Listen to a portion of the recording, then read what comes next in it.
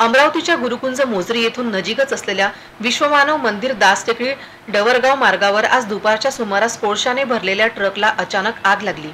सुदैवाने या आगीत कुठलीही जीवितहानी झाली नाही, परंतु ट्रक पूर्णपणे जळून खाक झाला आहे। ही घटना अमरावती नागपूर राष्ट्रीय महामार्गापासून काही अंतरावरच असलेल्या डवरगाव मार्गावरील दासटेकडी येथे घडली आहे। 12 चाकी ट्रक चंद्रपूरच्या कोळसा खाणीतून 40 टन कोळसा घेऊन डवरगाव मार्गावरील इंडिया ब्लूट्स कंपनीकडे जात असताना डवरगाव मार्गावरील दासटेकडी परिसरात अचानक चालत्या ट्रकमध्ये शॉर्ट सर्किट झाला।